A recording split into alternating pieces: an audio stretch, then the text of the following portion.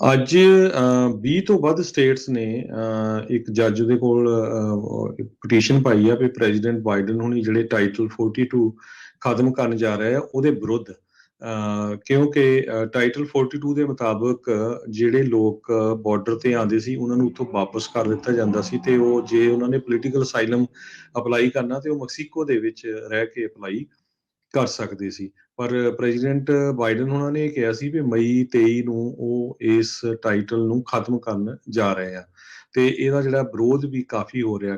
Democratic party ਦੇ ਵਿੱਚ ਵੀ ਹੋ ਰਿਹਾ, ਰਿਪਬਲਿਕਨ ਨੇ ਤਾਂ ਇਹ ਕਰਨਾ ਹੀ ਸੀ। ਸੋ ਹੁਣ 20 ਸਟੇਟਾਂ ਦੇ ਜਿਹੜੇ ਅਟਾਰਨੀ ਜਨਰਲਸ ਆ ਉਹਨਾਂ ਨੇ ਇੱਕ ਜੱਜ ਦੇ ਕੋਲ ਗੁਹਾਰ ਲਾਈ ਆ ਵੀ ਇਸ ਨੂੰ ਜਿਹੜਾ ਇੱਦਾਂ ਰੱਖਿਆ ਜਾਵੇ, ਇਸ ਨੂੰ ਹਜੇ ਨਾ ਛਿੜਿਆ ਜਾਵੇ। ਜੀ, ਓਸ਼ਾ ਨੇ ਹਰਜੋਤ ਸਿੰਘ ਜੀ ਅੱਜ ਫੈਸਲਾ ਲਿਆ ਆ ਵੀ ਜਿਹੜੇ ਕੈਲੀਫੋਰਨੀਆ ਦੇ ਵਿੱਚ ਪੈਨੇਡੈਮਿਕ ਦੇ ਪੇ ਨੂੰ ਸੰਬੰਧਿਤ ਕਾਨੂੰਨ ਬਣਾਏ ਗਏ ਸੀ ਉਹਨਾਂ ਦੇ ਵਰਕਰਸ ਦੇ ਲਈ, ਉਹ 2022 ਦੇ ਵਿੱਚ ਵੀ ਇਦਾਂ ਹੀ ਚੱਲਦੇ ਰਹਿਣਗੇ। ਓਸ਼ਾ ਦੇ ਬੋਰਡ ਮੈਂਬਰ ਕਹਿੰਦੇ ਆ ਵੀ ਸਾਨੂੰ ਨਹੀਂ ਲੱਗਦਾ ਵੀ ਇਹ ਟੋਟਲੀ ਅਜੇ ਤੱਕ ਖਤਮ ਹੋ ਗਿਆ। I don't think we are done with this yet. ਆਪਾਂ ਦੇਖ ਹੀ ਰਹੇ ਹਾਂ ਵੀ ਕਈ ਥਾਵਾਂ ਦੇ ਉੱਤੇ ਦੁਬਾਰਾ ਕੇਸ ਜਿਹੜੇ ਉਹ ਵਧਣੇ ਸ਼ੁਰੂ ਹੋ ਰਹੇ ਹੈਗੇ ਆ। ਸੋ COVID-19 ਦੇ ਨਾਲ ਸੰਬੰਧਿਤ ਜਿਹੜੇ ਵਰਕਰਸ ਅਫੈਕਟਡ ਹੋਏ ਆ ਉਹਨਾਂ ਦੀ ਜਿਹੜੀ ਐਕਸਟੈਂਡਡ ਮੈਂਡੇਟੋਰੀ ਪੇ ਆ ਉਸ ਨੂੰ 2022 ਦੇ ਅਖੀਰ ਤੱਕ ਵੀ ਚਾਲੂ ਰੱਖਿਆ ਜਾਊਗਾ। ਸੋ ਸਟੇਟ ਲਾ ਮੇਕਰਸ ਨੇ ਇਸ ਤੋਂ ਪਹਿਲਾਂ ਜਿਹੜੇ ਬੈਨੀਫਿਟਸ ਆ ਉਹ ਸਤੰਬਰ ਤੱਕ ਚਾਲੂ ਰੱਖਣ ਦੇ ਲਈ ਵੀ ਕਾਨੂੰਨ ਪਾਸ ਕੀਤਾ ਸੀਗਾ। ਸੋ ਇਹ ਕਹਿੰਦੇ ਵੀ ਡਿਸੀਜਨ ਆ ਉਹ ਹੁਣ ਲੈ ਲਿਆ ਗਿਆ ਆ। ਓਸ਼ਾ ਦੇ ਜਿਹੜੇ ਰਿਵਾਈਜ਼ਡ ਵਰਕਪਲੇਸ ਸੇਫਟੀ ਰੂਲਸ ਦੀ ਹੋਈ ਮੀਟਿੰਗ ਆ ਉਸ ਦੇ ਦੌਰਾਨ ਮਈ ਮਹੀਨੇ ਦੇ ਵਿੱਚ ਇਹਨਾਂ ਨੇ ਐਕਸਪਾਇਰ ਅਦਰਵਾਈਜ਼ ਹੋ ਜਾਣਾ ਸੀਗਾ। ਸੋ ਬੋਰਡ ਦੇ ਚੇਅਰਮੈਨ ਡੇਵਿਡ ਥਾਮਸ ਨੇ ਇਹ ਜਾਣਕਾਰੀ ਜਿਹੜੀ ਉਹ ਦਿੱਤੀ ਆ।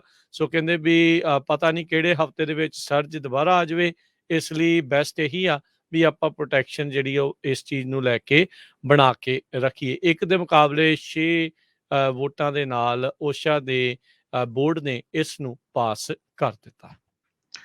ਅਗਲੀ ਖਬਰ ਇੱਕ ਕੈਲੀਫੋਰਨੀਆ ਤੋਂ ਹੀ ਆ ਰਹੀ ਹੈ, ਜਿੱਥੇ ਕਿ Los Angeles side northern California ਦੇ ਵਿੱਚ ਇੱਕ ਗਰੁੱਪ ਰੈਂਟ ਕਰ ਰਿਹਾ ਸੀ ਇੱਕ ਘਰ ਨੂੰ 에ਅਰ ਐਨਬੀਐਨ ਤੇ ਉੱਥੇ ਰਾਤ ਨੂੰ ਜਿਹੜੇ ਆ ਕੁਛ ਲੋਕ ਘਰ ਦੇ ਵਿੱਚ ਚਲੇ ਗਏ। ਉਹਨਾਂ ਨੇ ਟੂਰਿਸਟ ਨੂੰ ਕਿਡਨੈਪ ਕੀਤਾ ਤੇ ਗਨ ਪੁਆਇੰਟ ਦੇ ਉੱਤੇ ਉਹਨਾਂ ਤੋਂ $70,000 ਦਾ ਜਿਹੜਾ ਸਮਾਨ ਉਹ ਲੁੱਟ ਲਿਆ।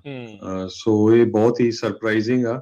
ਲਾਸ ਐਂਜਲਸ ਪੁਲਿਸ ਦੇ ਡਿਟੈਕਟਿਵ ਕ੍ਰਿਸ ਮਾਰਸਡਨ ਉਹਨਾਂ ਨੇ ਲੋਕਲ ਜਿਹੜਾ ਉੱਥੇ ਦਾ ਰੇਡੀਓ ਸਟੇਸ਼ਨ ਆ KABC ਨੂੰ ਦੱਸਿਆ ਵੀ ਇੱਕ ਜਣਾ ਰਾਈਫਲ ਫੜ ਰਿਹਾ ਸੀ ਤੇ ਦੂਜਿਆਂ ਦੇ ਕੋਲ ਸ਼ਾਰਟ ਗਨਸ ਸੀਗੀਆਂ।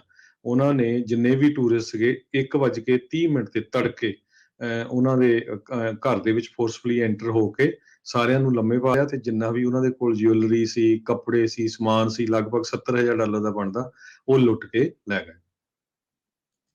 LA ਕਾਉਂਟੀ ਕਹਿ ਰਹੀ ਆ ਵੀ ਉਹ ਆਪਣਾ ਮਾਸਕ ਮੈਂਡੇਟ 에ਅਰਪੋਰਟ ਦੇ ਉੱਤੇ ਤੇ ਪਬਲਿਕ ਟਰਾਂਜ਼ਿਟ ਦੇ ਵਿੱਚ ਚਾਲੂ ਰੱਖਣਗੇ। ਕੱਲ ਸੈਂਟਾ ਕਲਾਰਾ ਕਾਉਂਟੀ ਤੇ ਬੇ ਏਰੀਆ ਦੀਆਂ ਕਈ ਟਰਾਂਜ਼ਿਟ ਕੰਪਨੀਜ਼ ਆ ਉਹਨਾਂ ਨੇ ਆਪਣਾ ਮਾਸਕ ਮੈਂਡੇਟ ਆ ਉਸ ਨੂੰ ਹਟਾਉਣ ਦੀ ਗੱਲ ਆਖ ਦਿੱਤੀ ਸੀ। ਲਾਸ ਐਂਜਲਸ ਕਾਉਂਟੀਜ਼ ਨੇ ਜਿਹੜਾ ਆ ਇਹ ਨਵਾਂ ਹੈਲਥ ਆਰਡਰ ਇਸ਼ੂ ਜਿਹੜਾ ਕਰ ਦਿੱਤਾ ਆ, ਜਿਸ ਦੇ ਨਾਲ 에ਅਰਪੋਰਟਸ ਦੇ ਉੱਤੇ ਮਾਸਕ ਦੀ ਰਿਕੁਆਇਰਮੈਂਟ ਆ ਉਹ ਰਹੇਗੀ। ਆਈ ਥਿੰਕ LA ਦੇ ਜਿਹੜੇ 에ਅਰਪੋਰਟ ਉਹਨਾਂ ਨੇ ਪਹਿਲਾਂ ਕਿਹਾ ਸੀਗਾ ਵੀ ਮਾਸਕ ਜਿਹੜਾ ਉਹ ਨਹੀਂ ਚਾਹੀਦਾ ਹੋਊਗਾ, ਹੁਣ ਪਰ ਕਾਉਂਟੀ ਨੇ ਉਹਦੇ ਉੱਤੋਂ ਦੀ ਜਿਹੜਾ ਇਹ ਆਰਡਰ ਲਾ ਦਿੱਤਾ ਵੀ ਮਾਸਕ ਜਿਹੜਾ ਰਹੂਗਾ। ਹੁਣ ਇੱਦਾਂ ਆ ਹਰਜੋਤ ਸਿੰਘ ਜੀ, ਇਸ ਨੂੰ ਲੈ ਕੇ ਕਨਫਿਊਜ਼ਨ ਬਹੁਤ ਜ਼ਿਆਦਾ ਆ। ਉਧਰ CDC ਨੇ ਡਿਪਾਰਟਮੈਂਟ ਆਫ ਜਸਟਿਸ ਨੂੰ ਜਿੱਦਾਂ ਤੁਸੀਂ ਪਹਿਲਾਂ ਵੀ ਦੱਸਿਆ ਵੀ ਕਿਹਾ ਆ ਵੀ ਉਸ ਦੇ ਉਲਟ ਫੈਸਲੇ ਦੇ ਉਲਟ ਅਗਲੀ ਜਿਹੜੀ ਅਪੀਲ ਜਿਹੜੀ ਉਹ ਕੀਤੀ ਜਾਵੇ। ਸੋ ਇਹ ਵੀ ਮਾਸਕ ਨਾਲ ਲੈ ਕੇ ਜਾਓ, ਜੇ ਪਾਉਣ ਨੂੰ ਕਹਿੰਦੇ ਤਾਂ ਭਾਈ ਪਾ ਲਓ, ਜੇ ਤੁਸੀਂ ਤੁਹਾਡੇ ਨਹੀਂ ਪਾਉਣ ਦੀ ਇੱਛਾ ਹੈਗੀ ਤੇ ਉੱਥੇ ਕਹਿੰਦੇ ਆ ਵੀ ਕੋਈ ਚੱਕਰ ਨਹੀਂ ਪਾਉਣਾ ਤਾਂ ਫਿਰ ਤੁਸੀਂ ਰਹਿਣ ਦਿਓ। ਪਰ ਇਹ ਆ ਵੀ ਕਨਫਿਊਜ਼ਨ ਇਸ ਨੂੰ ਲੈ ਕੇ ਬਹੁਤ ਜ਼ਿਆਦਾ ਵਧੀ ਹੈਗੀ ਆ। ਪਰ ਇਹ LA ਕਾਉਂਟੀ ਦਾ ਆਰਡਰ ਕਹਿੰਦੇ ਵੀ ਕੱਲ ਤੋਂ ਸ਼ੁੱਕਰਵਾਰ ਤੋਂ ਇਹ ਚਾਲੂ ਹੋ ਜਾਊਗਾ। 2 ਸਾਲ ਤੋਂ ਵੱਧ ਦੀ ਉਮਰ ਦੇ ਜਿੰਨੇ ਵੀ ਲੋਕ ਆ ਉਹਨਾਂ ਸਾਰਿਆਂ ਨੂੰ ਹੀ ਮਾਸਕ ਦੀ ਰਿਕੁਆਇਰਮੈਂਟ ਹੋਊਗੀ। ਜਿਹੜੇ ਟਰਾਂਜ਼ਿਟ ਸਰਵਿਸ ਆ ਉਸ ਦੇ ਵਿੱਚ ਵੀ ਤੇ ਨਾਲ ਦੇ ਨਾਲ 에ਅਰਪੋਰਟ ਆ ਉੱਥੇ ਵੀ।